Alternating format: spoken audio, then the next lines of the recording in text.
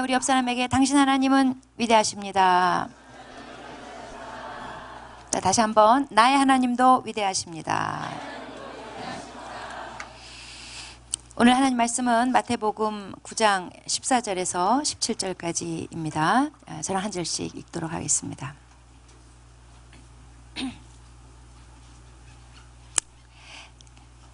그때 요한의 제자들이 예수께 나와 이르되 우리와 바리새인들은 금식하는데 어찌하여 당신의 제자들은 금식하지 아니하나이까?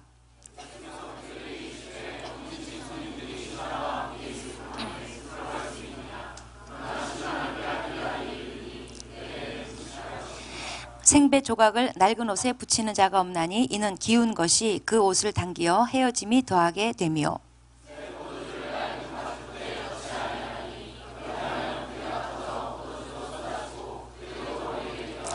새 포도주는 새 부대에 넣어야 둘이 다 보존되느니라. 아멘. 예수님께서 이 땅에 오셨지만 환영받지 못했습니다. 그리고 잘 이해받지 못했습니다. 특별히 당시 종교 지도자들로부터는 더 그랬어요.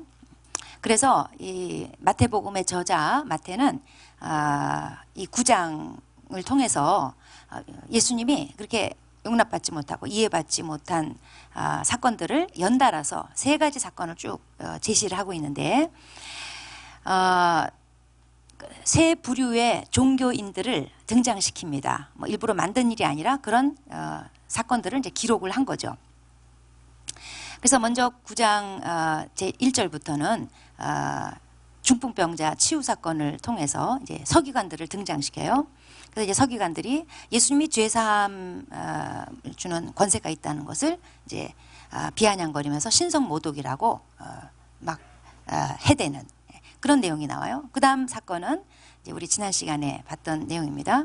예수님께서 세리 마태 집에 잔치에 초대받아서 같이 식사를 하시는데 그 자리에 있던 바리새인들이 어떻게 예수님은 죄인들하고 같이 함께 잡수냐면서 또 예수님을 또 공격을 합니다.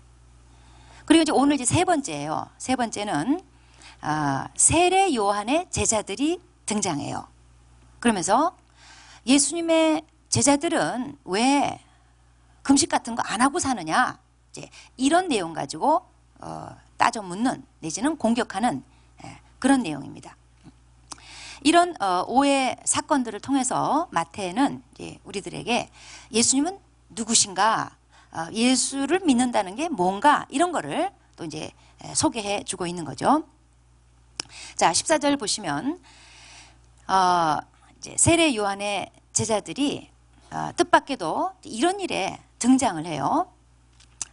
세례 요한의 제자들이라는 거는 이제 세례 요한의 가르침을 받아서 이제 세례 요한이 요단강에서 이제 그 침례 베풀고 이런 일을 이제 도와주고 이제 그의 삶을 본받고 따르고 추종하는 이제 그런 부류들이 일어나서 세례 요한의 제자들이 됐어요.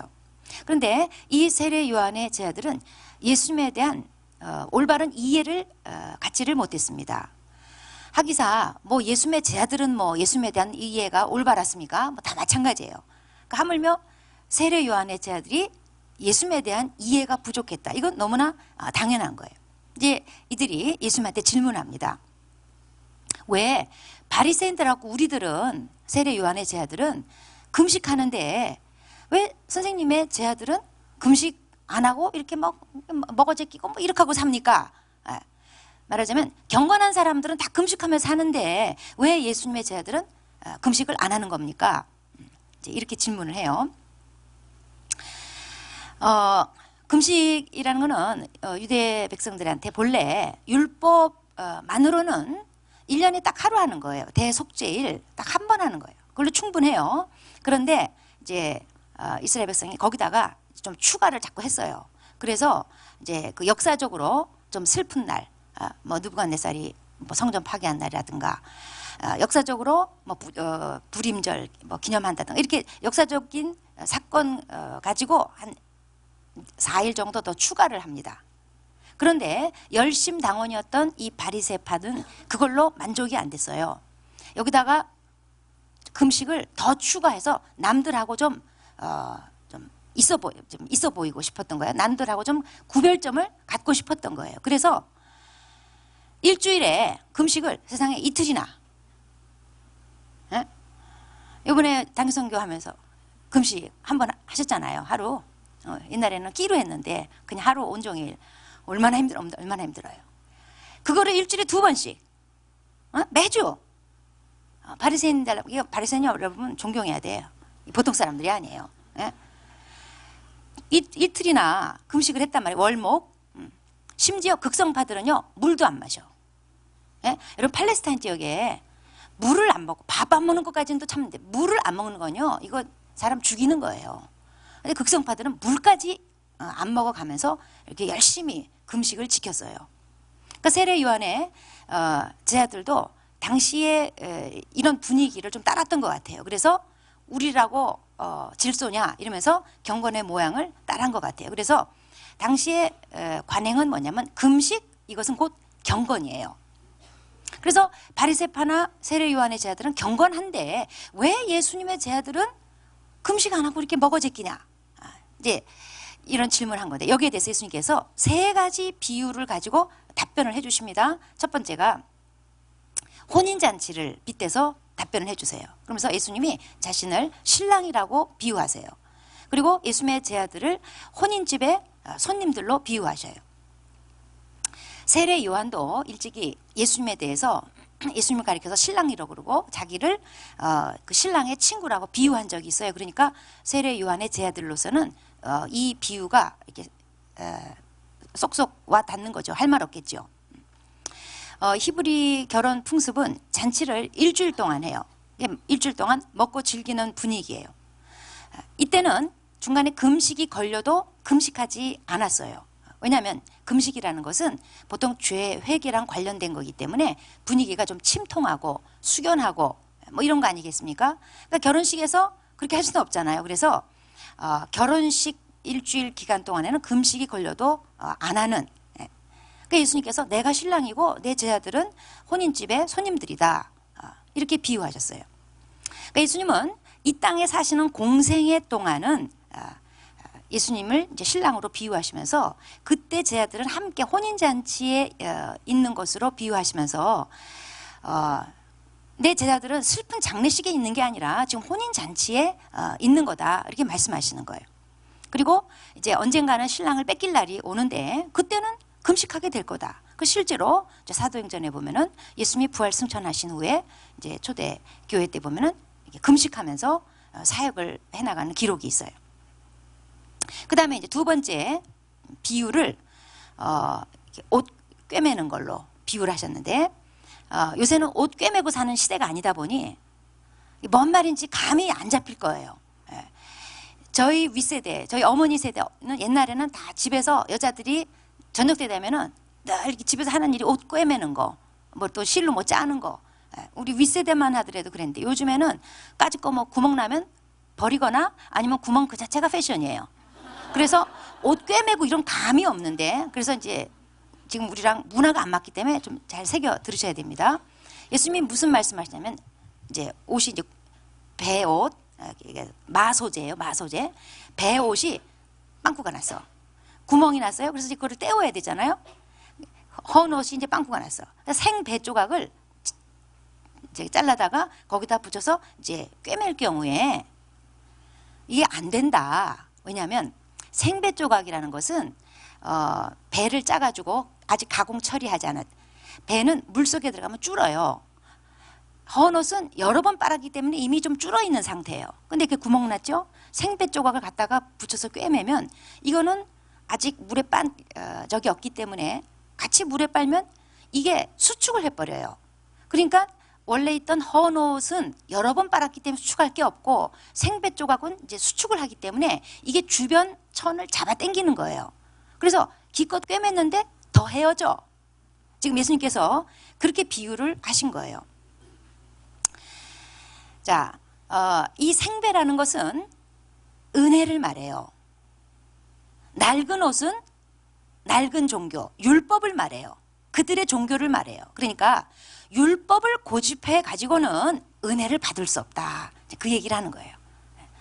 그런데 이렇게 우리가 알아듣기 어려운 말씀으로 생배 조각에다가 꼬매는 거에다가 막 수축하고 막 이런 어려운 용어를 써가시면서 비유를 하셨어요. 우리 알아듣기 쉽게 하자면 율법을 고집해가지고는 은혜 받을 수 없다. 그 다음에 세 번째 비유를 드셨습니다. 이거는 이제 잘 알려진 비유예요. 새 포도주와 가죽 부대에 관한 비유인데 17절에 보면은 새 포도주를 낡은 가죽 부대에 담아서는 안 된다. 이런 비유를 하셨어요. 이제 옛날 이제 고대 사회는 이 그릇, 토기, 그릇이 귀하기 때문에 짐승을 잡아서 그 가죽으로 처리를 해서 가죽 부대를 만들어서 거기다 물이나 술 이런 액체를 보관을 했습니다. 그런데 이 가죽이 오래되면 이렇게 딱딱해지면서 신축성이 이제 줄어드는 거예요.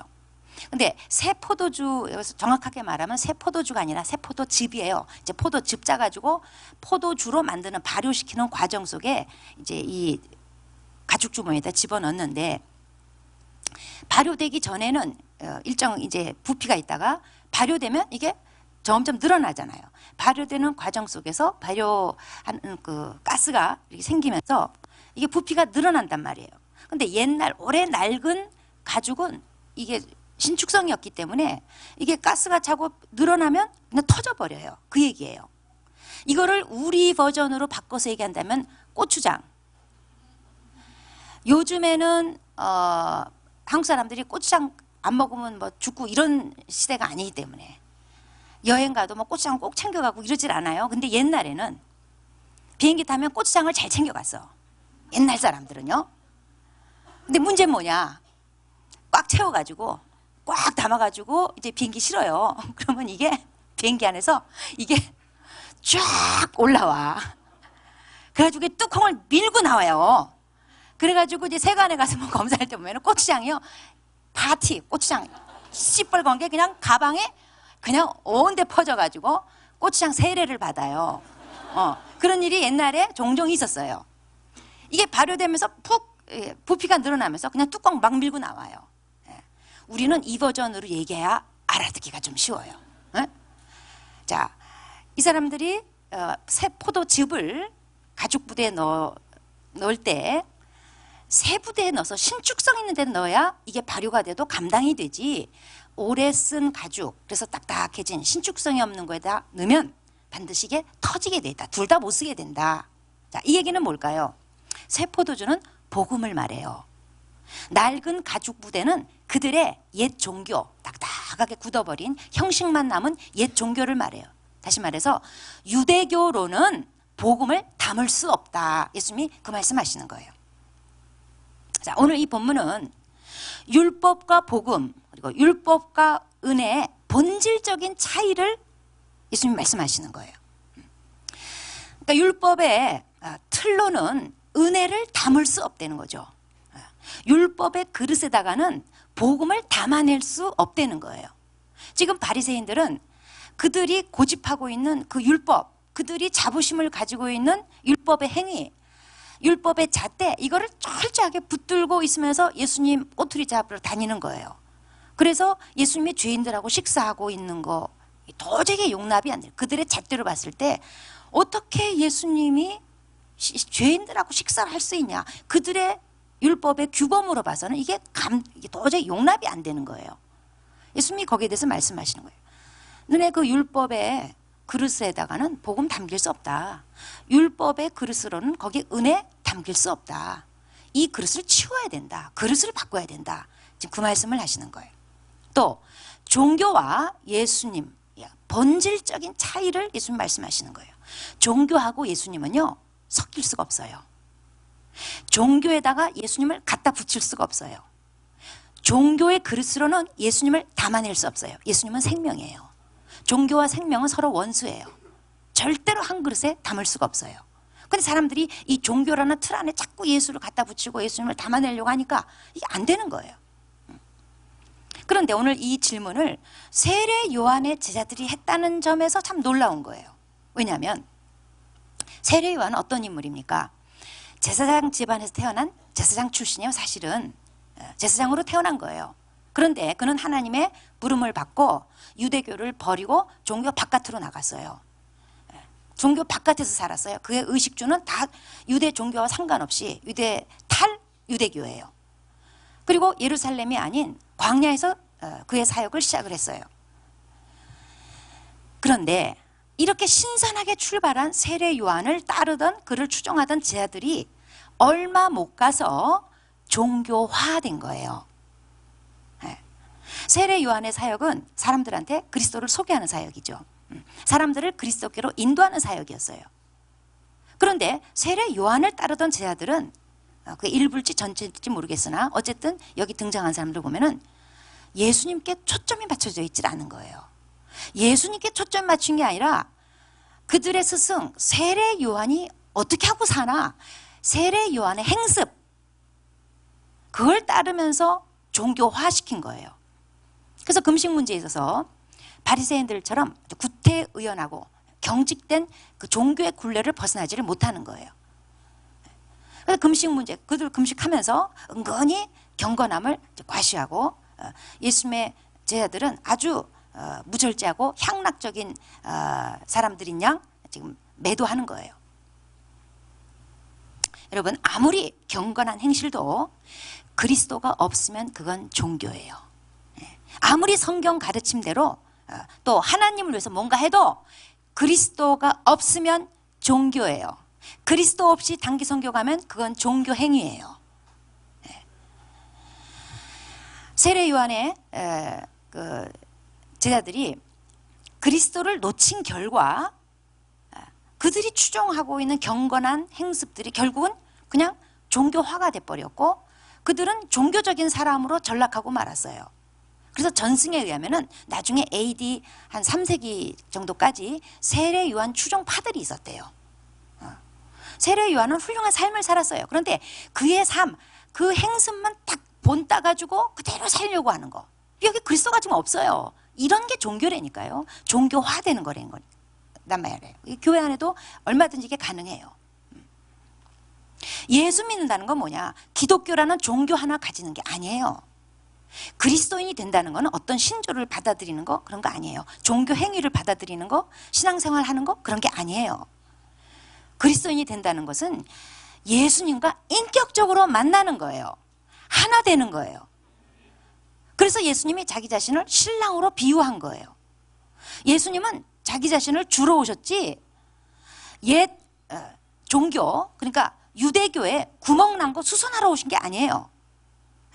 예수님은 그리스도로 말미암는 의, 이거를 주러 오셨지 바리새인의 의에 문제가 생겼으므로 그들의 종교적 의에 문제가 있으므로 그거 땜질하러 수선해주러 오신 분이 아니다 이 말이에요. 예수 믿는 거는 나의 의에 구멍난 거, 거기다가 기독교 생활로 덧대는 거 그런 게 아니에요. 나 조금 더 보람 있게 살아야지, 좀 더 선해져야지, 좀 더 괜찮게 살아야지, 그래서 교회를 다녀야 되겠다. 그래서 교회에서 주워 듣는 말로 행실을 좀 바꾸고 갔다가 땜질하고 덧대고 이런 게 아니에요. 예수 믿는 거는 그분과 인격적으로 만나고 결혼해서 하나 되는 거예요. 그래서 그분을 누리는 거예요. 그리고 그분처럼 되는 거예요. 이게 예수 믿는 거예요. 그래서 예수 믿는 신앙의 본질이 뭐냐? 예수님과의 관계예요. 그래서 예수님과 그리스도와의 관계가 없으면 그건 예수 믿는 게 아니에요. 세례 요한의 제자들은 그리스도와의 관계보다 종교의식 그 자체를 더 중시했어요. 금식하잖아요. 근데 그리스도 없는 금식을 하는 거예요. 금식은 당시 그 신앙의 어떤 그 전통이면서 그 사람의 신앙을 재는 척도였어요. 요즘에는 이제 옛날같이 한국 사람들이 새벽기도를 많이 안 합니다만은 그동안은 한국 교회에 그래도 신앙 좀 있다 하면은 의뢰 새벽기도 하는 거예요. 그 사람 새벽기도 나가 그래 이렇게 되는 거예요. 새벽기도 안 나간다는만 그럼 그래 이렇게 되는 거예요. 이게 척도예요. 금식은 그 뿌리가 뭐냐면 좀 금욕적인 그래서 금식이 나오는 거죠. 여러분 종교는 항상 보면 금욕을 요구해요. 그래서 모든 종교는 금욕적 요소를 가지고 있어요. 예를 들어서 불교의 이제 스들이 회색 옷 입고 목탁 두들기면서 이제 고기 안 먹고 이렇게 하고 산단 말이에요. 예? 냉면에 고기 나와도 밑으로 깔아라 이렇게 싹 밑으로 해놓고 이렇게 나중에 먹고 그래요. 근데 불교의 스가 나이키 한정판 운동화 신고 페라리 딱 몰고 다녀봐. 완전히 다들 날라리스라고 다 그래요. 사람들은 다 뭔가 좀 종교인 그러면 금욕적이기를 요구하는 게 있어요. 그래서 가톨릭 신부들이 결혼하지 않는 거, 그게 다 거기서 나오는 거예요. 그렇지만 결혼만 안 하면 뭐해? 그리스도와 관계가 없으면 그 결혼 안 하는 거 전부 다 그건 종교에 불과한 거예요. 제가 옛날에 그 유학생활할 때 수녀 기숙사에 한 2년 넘게 살았단 말이에요. 한 두세 군데 옮기면서. 그래서 많이 접해봤어요. 그 수녀님들을 삶을 관찰을 해봤는데 마리아와의 관계는요 엄청나요. 늘 마리아님이야. 늘 마리아님. 그들에게 그리스도를 들어본 적이 별로 없어요. 그리스도와의 관계가 없어요. 늘 마리아와의 관계. 예. 열심히 봉사하고 노동봉사하고 열심히 일해요. 그건 참 고맙지만 참 훌륭하지만 그리스도와 관계가 없어요. 그러니까 죄다 종교적인 거예요. 예. 신앙생활에 형식이나 의식 필요합니다. 그런데 형식을 갖춘 것으로 신앙생활 잘한다고 생각한다면 그건 착각이에요. 성경 통독하고 단기 성교하고 주일 성수하고 그걸로 난 신앙생활 잘하고 있다. 착각이에요. 그걸 통해서 중요한 거는 예수 그리스도와 관계가 있느냐 이거예요. 그게 신앙생활의 본질이에요. 그분과 나는 무슨 관계냐, 요즘 어떤 관계로 살고 지내냐, 이게 본질인 거예요. 이거 빠뜨린 채 열심히 성경 통독하고 열심히 선행하고 열심히 단기 성교하고 열심히 주일 성수하고 그냥 종교예요. 종교 생활이에요. 그냥 세례 요한의 제자처럼 되는 거예요. 바리새인처럼 되는 거예요. 주의해야지 돼요. 그러니까 예수님과 인격적 관계가 없는 신앙생활, 그냥 기독교 종교 생활하는 겁니다. 그래서 이제 세례 요한의 제자들은 출발은 좋았어요. 신선했어요. 그런데 얼마 못 가서 종교로 전락했다 이거죠. 우리도 그래요. 처음에 교회 와서 뜨끈뜨끈하게 예수님 만나고 좋은 말씀 듣고 그 사람들 보니까 뭔가 때깔이 다르고 물이 다르고 다 뭔가 여기 좀 어울리면 뭐 좀 될 것 같고 출발은 신선하게 해요. 열심히 주일 성수하고 뭐 할 거 다 합니다. 그래서 자기는 신앙생활 제법 한다고 여겨요. 그런데 그리스도와의 관계는 뭐냐 말이에요. 지금 예수님과의 관계는 뭐냐 이 말이에요. 그 질문에 대한 답이 없으면 그 사람은 지금 그냥 종교 생활하는 거예요. 유대교나 뭐 다를 바 없어요. 그리스도와의 관계, 주님과 나와 인격적 관계, 그분과 나는 무슨 관계인가, 이게 지금 우리의 주 관심사여야 된다 이 말이에요. 예수 믿는 신앙이라는 거는 내 삶에 구멍난 데다가 예수님을 이용해서 덧대는 거, 꿰매는 게 아니에요. 예수님이 내게로 들어오시는 거예요. 예수 믿는 신앙이라는 게 나는 그대로 있고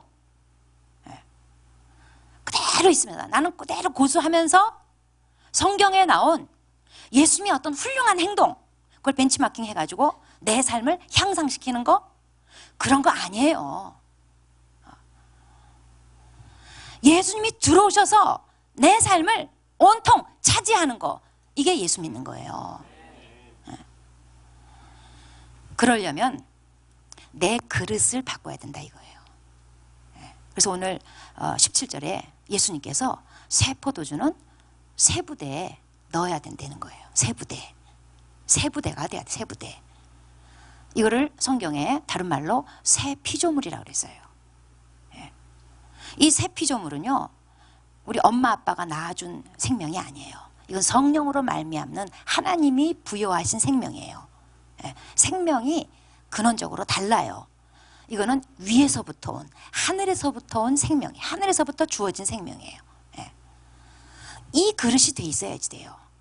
이 그릇 없이, 거듭남 없이 예수님의 좋은 행적들을 다 참고했다가 내가 그대로 한번 따라해보고 닮아가 보려고 막 그대로 한번 살아보고, 다 종교예요.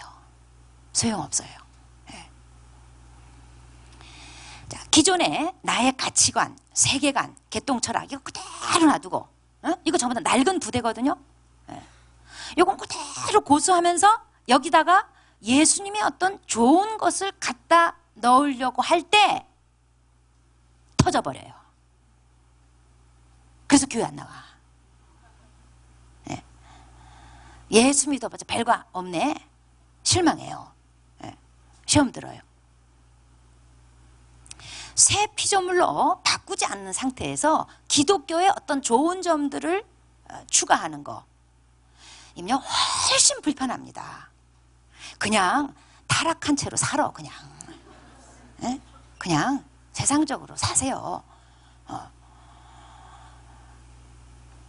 자기 근본적으로 아무것도 바꿀 생각하지 않고 그대로 고수하면서 여기 좋은 말씀들 한번 따라가 막 기도도 해보고 금식도 해보고 막 선행도 해보고 구제도 해보고 단기선교도 가보고 뭐도 해보고 훨씬 불편해요. 이게 바로 낡은 옷에다가 생배 조각을 기웠을 때 한번 빨고 나면 확 찢어져 버리는 더 헤어져 버리는 그런 결과를 초래하는 거예요. 세상적인 가치관, 소원, 욕심 그거 그대로 가진 채 신앙 행위를 하잖아요. 그러면요 사사건건 충돌해요. 정말 가랭이 찢어져요.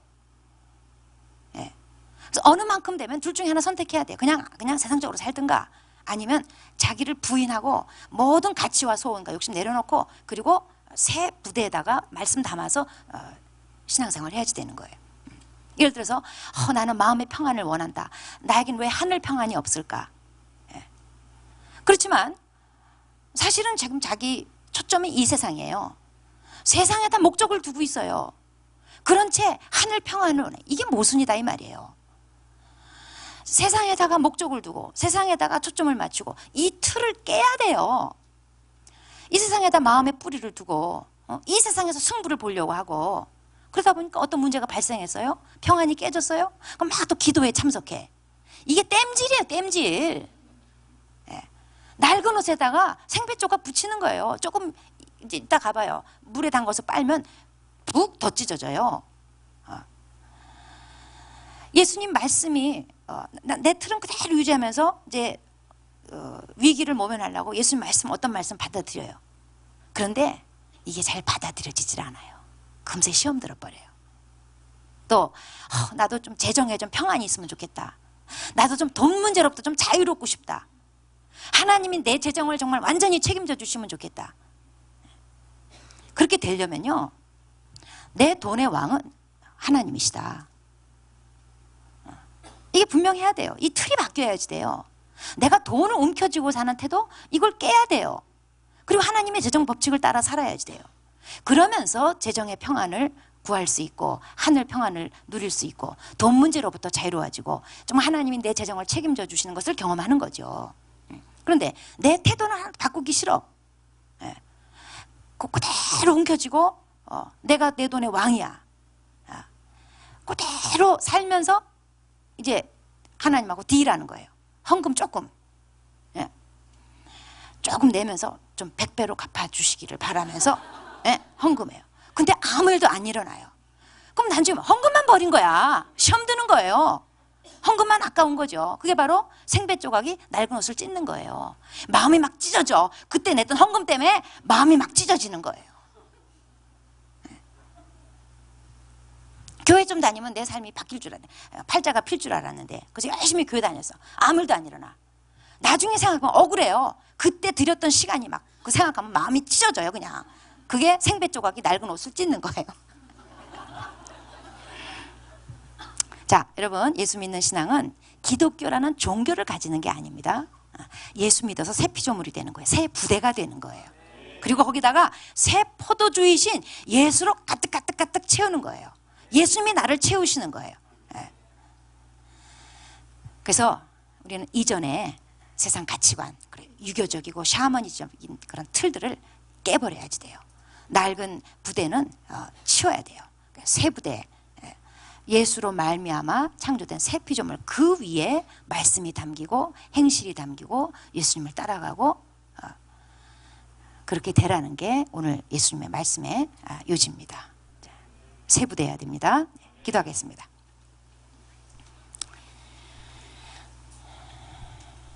자, 예수 믿는 신앙은 종교 하나 더 가지는 거 아닙니다. 예수님이 내 삶에 들어오셔서 나를 온통 차지하는 거, 그게 예수 믿는 신앙이에요. 그러니까 예수님과 관계가 본질이지, 뭐 교회 나가서 예배드리고 뭐 헌금하고 봉사하고 성경 통독하고 그런 게 예수 믿는 신앙의 본질은 아니에요. 그는 부수적인 거예요.